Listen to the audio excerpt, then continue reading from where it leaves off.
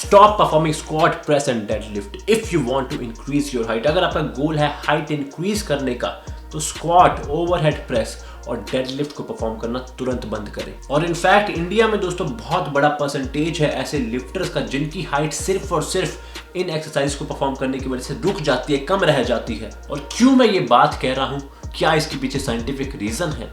क्योंकि जो भी लोग मेरा चैनल फॉलो कर रहे हैं बहुत टाइम से, उनको पता हुआ कि कभी भी मैं इस चैनल पर अनसाइंटिफिक बातें, बिना फैक्ट्स की बातें नहीं कहता। तो इसलिए दोस्तों आज की वीडियो में हम डिटेल में बात करेंगे कि कौन कौन सी एक्सरसाइजेस आपको अवॉइड करनी है जिम में, और क्या आपको जिम जाना छोड़ना पड़ेगा अगर आपका गोल है हाइट इंक्रीज करने का।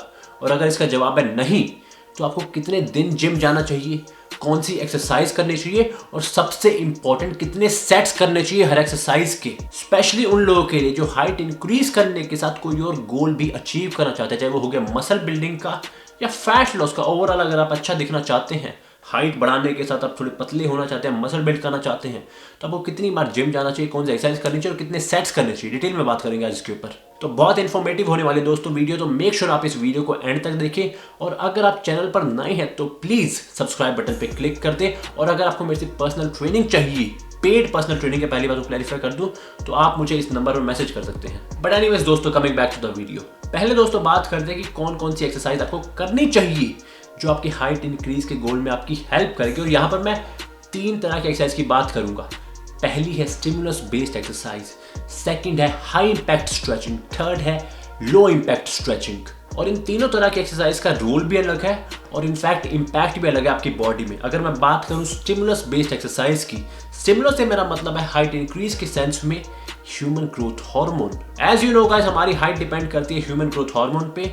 तो जो बेस्ट एक्सरसाइज है ह्यूमन ग्रोथ हार्मोन के स्टिमुलस को बूस्ट करने की, वो है interval sprinting. And just to clarify, मैं यहाँ पे जॉगिंग की या रनिंग की बात नहीं कर रहा भाई, स्प्रिंटिंग की बात कर रहा हूँ, दौड़ने की बात कर रहा हूँ। आपको अपनी पूरी जान लगा के दौड़ना है, आपको 30, 40, 50 सेकंड के स्प्रिंट्स करने, मल्टीपल स्प्रिंट्स करने हैं। और मल्टीपल स्प्रिंट से मेरा मतलब है कि पहले आप 30-40 सेकंड दौड़े, पूरी जान लगाई, फिर रेस्ट किया, रिकवरी की, फिर वापस दौड़े, और ये चीज आपको मल्टीपल टाइम्स करनी है। तब जाके आपकी बॉडी का ह्यूमन ग्रोथ हार्मोन इंक्रीज होगा। और उस इंक्रीज का फायदा उठाने के लिए हमें परफॉर्म करनी है हाई इंपैक्ट स्ट्रेचिंग, जिसको मैं कहता हूं वेटेड स्ट्रेचिंग। वेट्स के साथ आपको लटकना है। स्टार्टिंग में ऑब्वियसली आप बॉडी वेट से लटके अपने बॉडी वेट की टाइमिंग को इंक्रीज करें, बट धीरे धीरे धीरे आपको वेट ऐड करना है लटकते हुए। और कुछ लोग होते हैं जो सिर्फ 10-15 किलो वेट ऐड करने के बाद रुक जाते हैं, उन्हें लगता है सफिशिएंट है हाइट इंक्रीज करने के लिए।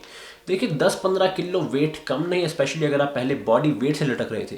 बट अगर हम ऑनेस्टली इवैल्यूएट करें भाई, 10 किलो तो कुछ भी नहीं है। अगर आप मान लो हर वीक 2.5 किलो भी ऐड करें तो भाई 10 किलो तो 4 हफ्ते में हो जाएगा। इसका मतलब आपने 4 हफ्ते के बाद वेट ही ऐड नहीं किया। अब उसका हमें रीजन इवैल्यूएट करना पड़ेगा, भाई क्यों नहीं किया? क्या आप प्लेटू कर गए थे, आपकी रिकवरी लिमिटेड थी, या कोई और रीजन है? पर्सनली दोस्तों, मैंने जितने लोगों को ट्रेनिंग दी है या जब मैंने ये चीज़ अपने ऊपर भी अप्लाई करी थी, भाई 25-30 किलो से पहले कोई प्लेटू नहीं करता। तो 25-30 किलो तक पहुंचने की सिर्फ कंसिस्टेंसी की बात होती है। और अगर आप मान लें कि आप 2.5 किलो भी हर वीक ऐड कर रहे हैं वेटेड हैंगिंग में, तो भाई 30 किलो पहुंचने में तो आपको 3 महीने भी लगेंगे। अब मान लीजिए ये चीज़ आप 6 महीने 12 महीने तक रेगुलरली परफॉर्म करें, तो सोचिए आप कितना वेट ऐड कर पाएंगे। हालांकि जो प्रोग्रेस होता है वो स्टार्टिंग में फास्ट होता है, बट धीरे धीरे प्लेटू होता है। बट अगर आप उन प्लेटूज के अराउंड वर्क अराउंड करें, अपनी रिकवरी को मैनेज करें, तो इजीली आप 50-60 किलो तक एक साल में पहुंच ही सकते हैं, जो कि सफिशिएंट है अपनी हाइट में डिफरेंस देखने के लिए। और यहाँ पे एक चीज दोस्तों ऐड कर दूं कि हाइट इंक्रीज करना एक बहुत स्लो प्रोसेस है, तो इसलिए मैं रिकमेंड करता हूँ कि मोस्ट लोग एटलीस्ट इस प्रोसेस को 6 महीने से 1 साल तो दे। काफी लोग मेरे पास आते हैं जो चाहते हैं कि उनकी हाइट 1 वीक में ही बढ़ जाए। अब खुद सोचिए दोस्तों कि मान लेते हैं आपकी हाइट मिनिमम इंक्रीज हो रही है, मिनिमम से मतलब है मान लो भाई 1 सेंटीमीटर इंक्रीज हो रही है हर वीक, तो पूरे साल में कितने हो गए? साल में हो गए 52 सेंटीमीटर, जो कि होता है अराउंड 20-21 इंच, मतलब क्लोज टू 2 फीट्स। तो ये तो देखिए कॉमन सेंस की बात है कि कोई 5 फीट का बंदा 1 साल में 7 फुट का तो हो नहीं जाएगा। तो इसलिए भाई अपनी एक्सपेक्टेशन भी उतनी रखें कि आप डिसअपॉइंटेड ना हो। But anyways, moving on to the next type of exercise, जो कि है लो इंपैक्ट स्ट्रेचिंग, जिसका बेस्ट एग्जांपल है स्विमिंग।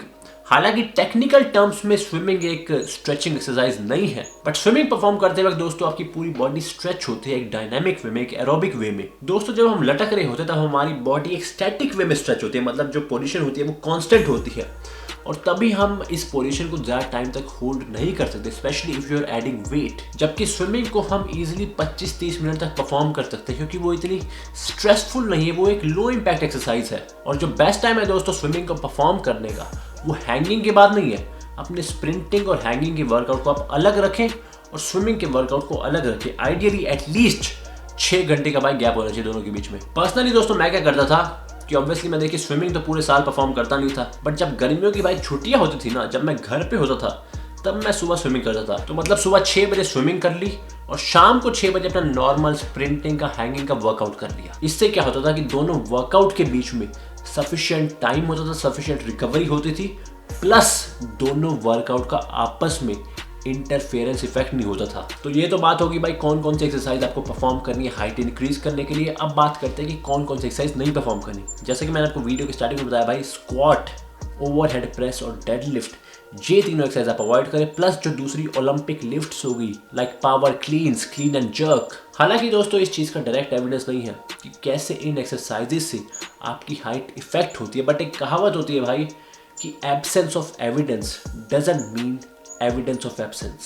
सिंपल भाषा में इसका मतलब होता है कि भाई एविडेंस के ना होने का मतलब ये नहीं है कि ना होने का एविडेंस है। बहुत सी चीजें दोस्तों मॉडर्न साइंस काफी लेट डिस्कवर करती है। इसका मैं अगर बेस्ट एग्जांपल आपको दूं, जो हमारे वेद पुराण हो गए भाई, बहुत सी चीजें दोस्तों उनमें ऐसी है जो साइंस ने बहुत लेट डिस्कवर करी थी। हालांकि मैं आउट ऑफ टॉपिक नहीं आना चाहता, बट मेन जो मैं पॉइंट बताना चाहता हूँ आपको वो ये है भाई कि काफ़ी चीज़ें साइंस में बहुत लेट डिस्कवर होती है, तो हर चीज़ को हम एविडेंस के ऊपर नहीं छोड़ सकते। काफ़ी चीज़ों के लिए हमें रियल लाइफ एग्जांपल्स को और थोड़ी बहुत कॉमन सेंस को यूज़ करना चाहिए। जैसा कि आप जानते हैं दोस्तों कि स्क्वाट, डेडलिफ्ट और ओलंपिक लिफ्ट्स परफॉर्म करते वक्त हमारी स्पाइन कंप्रेस होती है। प्लस ये जो एक्सरसाइजेस हैं ये काफ़ी टेक्निकल है, इनके लिए आपकी कोऑर्डिनेशन का सही होना वो बहुत ज़रूरी है। और सबसे ज़्यादा जो इंजरीज होती है जिम में वो इन्हीं को परफॉर्म करते वक्त होती है। और जब मैं इन दोनों फैक्टर्स को कंसीडर करता हूँ, आई डोंट थिंक कोई जेन्युइन रीजन है कि क्यों आप स्क्वाट, डेडलिफ्ट या ओलंपिक लिफ्ट्स परफॉर्म करेंगे जिम में। और क्योंकि इन सभी एक्सरसाइजेस के ऑल्टरनेटिव्स अवेलेबल है, तो इसलिए मैं रिकमेंड नहीं करता कि अगर आपका गोल है हाइट इंक्रीज करने का, आप इनमें से कोई भी एक्सरसाइज जिम में परफॉर्म करें। और ऑब्वियसली इन एक्सरसाइजेस के अलावा आप बाकी सारी एक्सरसाइज परफॉर्म कर सकते हैं जिम में विदाउट एनी इशू। अगर आपका गोल है मसल बिल्डिंग का, अगर आपका गोल सिर्फ और सिर्फ हाइट इंक्रीज करने का है, तो ऑब्वियसली आपको जिम में एक्सरसाइज परफॉर्म करने की जरूरत नहीं है। तो अब सवाल उठता है कि आपको कितनी एक्सरसाइज करनी चाहिए, चाहे आपका गोल है हाइट इंक्रीज का या हाइट इंक्रीज करने के साथ मसल बिल्डिंग का, फैट लॉस का। ऑब्वियसली सबसे पहले आपको अपनी हाइट इंक्रीज के वर्कआउट को प्रायोरिटाइज करना चाहिए ताकि आपके मैक्सिमम रिकवरी सोर्सेज वहां पर जाएं। और मान लीजिए अगर आप मसल गेन भी करना चाहते हैं और अभी आप कोई स्प्लिट फॉलो नहीं करें, यू आर अ बिगिनर, तो आप स्टार्ट करें सिर्फ और सिर्फ 6 सेट्स पर मसल ग्रुप पर वीक से। सिर्फ और सिर्फ 6 सेट परफॉर्म करने से आपको रिजल्ट भी सफिशिएंट मिलेगा और आपका जो हाइट इंक्रीज का वर्कआउट है वो भी इफेक्ट नहीं होगा। और मोस्टली मैं बिगिनर्स को रिकमेंड करता हूँ कि आप फुल बॉडी वर्कआउट फॉलो करें या at max upper lower split. And just to clarify, मैं यहाँ पर 6 सेट पूरे वीक के कह रहा हूँ, एक वर्कआउट के नहीं कह रहा। अगर आप 3 बार वर्कआउट कर रहे हैं जिम में, तो एक मसल ग्रुप के आपको एक दिन में सिर्फ 2 सेट परफॉर्म करने हैं। एज अ बिगिनर आप 2 सेट से भी मसल ग्रो कर सकते हैं, प्लस आपकी रिकवरी इतनी सेक्रीफाइस नहीं होगी कि आपका हाइट इंक्रीज का वर्कआउट भी इफेक्ट हो। और हो सकता है कुछ लोगों के लिए, एक स्मॉल परसेंटेज लोगों के लिए 6 सेट भी ज्यादा हो, या कुछ लोग जो पहले कोई स्प्लिट फॉलो कर रहे हैं जिसमें वो 15-20 सेट कर रहे हैं एक मसल ग्रुप के एक हफ्ते में, तो हो सकता है उन्हें पता ही ना हो कि वो अपने वर्कआउट से रिकवरी नहीं कर पा रहे। तो ये चेक करने का दोस्तों एक टेस्ट है, इनफैक्ट एक नहीं 3 टेस्ट है। पहला टेस्ट है हार्ट रेट टेस्ट। रोज सुबह उठ के आपको अपना रेस्टिंग हार्ट रेट मेजर करना है, और अगर किसी दिन अचानक से 5-7% से ज़्यादा फ्लक्चुएशन आती है, इसका मतलब है कि आप अपने प्रीवियस वर्कआउट से रिकवर नहीं करें, या उसका मतलब ये भी हो सकता है कि आपकी लाइफ में थोड़ा स्ट्रेस बढ़ गया है। बट रीज़न चाहे कुछ भी हो, मेन पॉइंट है कि आपकी बॉडी अपने प्रीवियस वर्कआउट से रिकवर नहीं करी है, तो इसलिए आपको अपने नेक्स्ट वर्कआउट को अकॉर्डिंगली एडजस्ट करना होगा, उसकी वॉल्यूम थोड़ी कम करनी होगी। सेकंड टेस्ट है स्लीप टेस्ट। अगर आपकी नींद पूरी नहीं हो रही, आप बीच रात में अचानक से उठ जाते हैं, या आप रेस्टलेस फील करते हैं सुबह उठने के बाद, और इसका रीज़न चाहे कुछ भी हो, मेन चीज़ें पॉइंट आउट करती है कि आप अपने वर्कआउट से रिकवर नहीं कर पा रहे। और लास्ट जो टेस्ट है दोस्तों वो है मसल सोरनेस टेस्ट। ये टेस्ट बिगिनर्स के लिए नहीं है।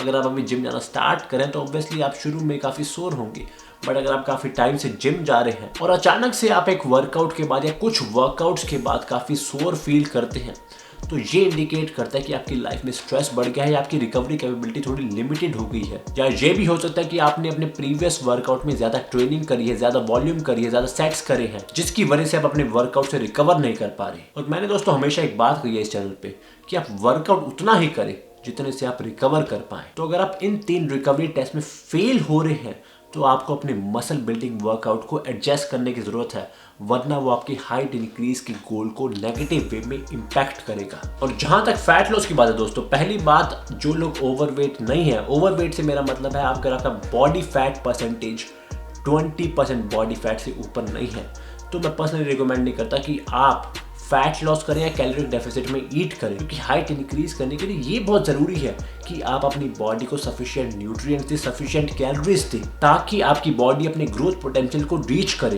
तो इसलिए मैं रिकमेंड करता हूँ आइडियली आप कैलोरी सरप्लस में ईट करें, या अगर आपका थोड़ा सा वेट ज्यादा है, आप ओवरवेट नहीं है, थोड़ा सा वेट ज्यादा है, तो आप कैलोरिक मेंटेनेंस पे ईट करें, जिससे आप ऑब्वियसली ओवरवेट नहीं होंगे बट अपनी हाइट ग्रोथ के पोटेंशियल को पूरा रीच करेंगे। और अगर आप ऑलरेडी ओवरवेट है, 20% बॉडी फैट से ऊपर है, तो ऑब्वियसली देखिए आपको कैलोरिक डेफिसिट में ईट करना चाहिए, बट ट्राई करें आप मैक्सिमम न्यूट्रिएंट्स ले, एक high protein, high fibre, rich in vegetables and fruit diet आप फॉलो करें। और फैट लॉस के लिए देखिए सबको पता है कि आपकी डाइट मेन प्रायोरिटी है, एक्सरसाइज ऑप्शनल है, अगर आप चाहे तो कार्डियो भी ऐड कर सकते हैं, रेजिस्टेंस ट्रेनिंग भी ऐड कर सकते हैं। And guys that's it for the video. इसके अलावा अगर आपका कोई डाउट है तो आप नीचे कमेंट करके मेरे से पूछ सकते हैं। आई होप आपने इस वीडियो को एंजॉय किया होगा। Thank you for watching it till the end. मिलते हैं आपसे अगली बार एक और धमाकेदार वीडियो में, तब तक के लिए टेक केयर।